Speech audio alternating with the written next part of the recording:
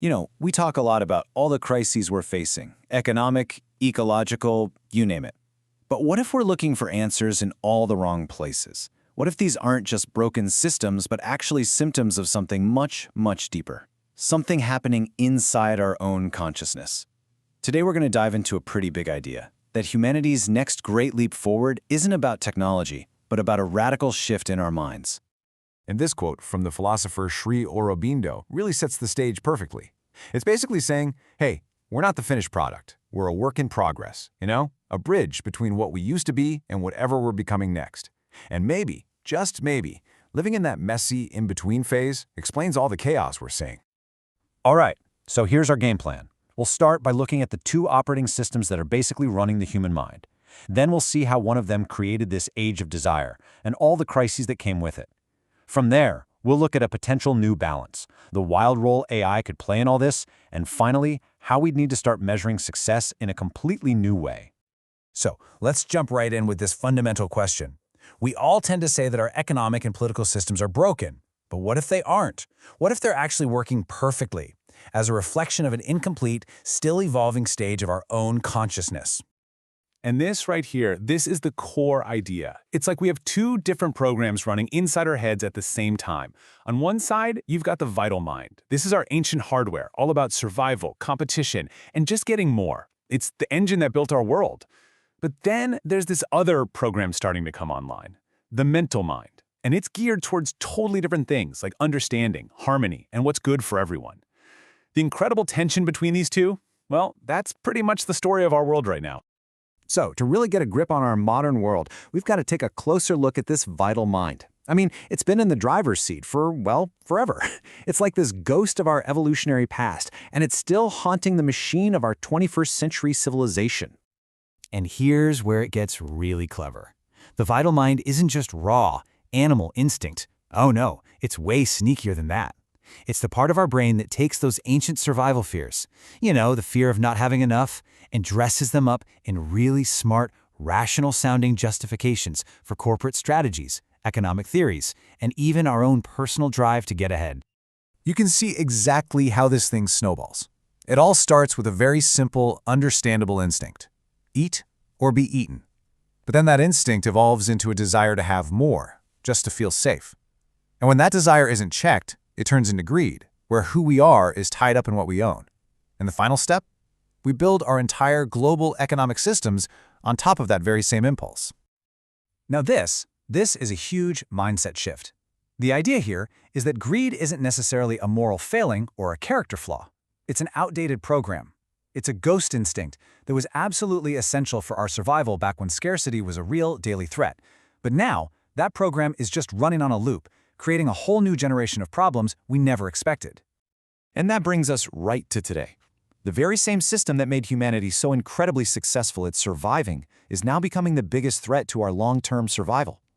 The logic of the vital mind has just completely overshot its original purpose, and we are all living with the consequences. I mean, just look at this list. These aren't separate, isolated problems. They are all symptoms of the exact same root cause, a world being run by an outdated operating system. The obsession with infinite growth, the constant anxiety that fuels our need to buy more stuff, the climate crisis, even that quiet nagging feeling that something is missing. It all points back to that same ghost instinct running wild. Okay, so that's the diagnosis. It's a bit grim. But what's the cure?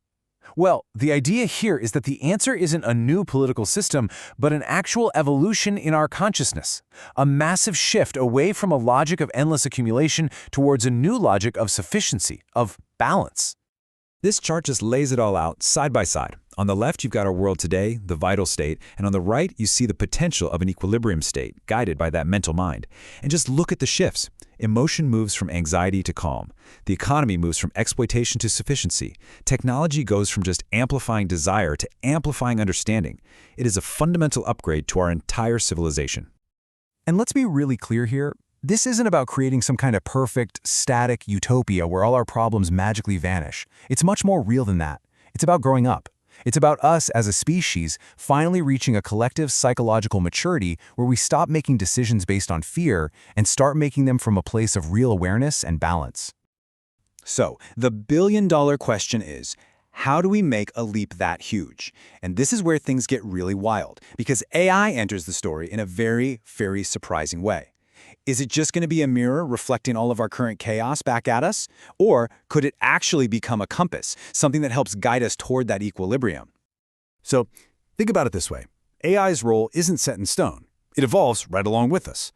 Right now, we're in the vital era, where AI is mostly being used to amplify our desires, targeted ads, addictive algorithms, all that stuff. We might be heading into a transitional crisis, where AI just mirrors our own confusion. It's like a brilliant idiot flooding us with information.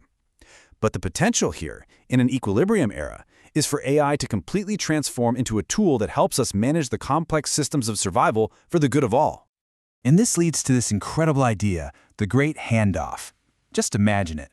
What if we could hand over all the complex, anxiety-inducing work of the vital mind to AI?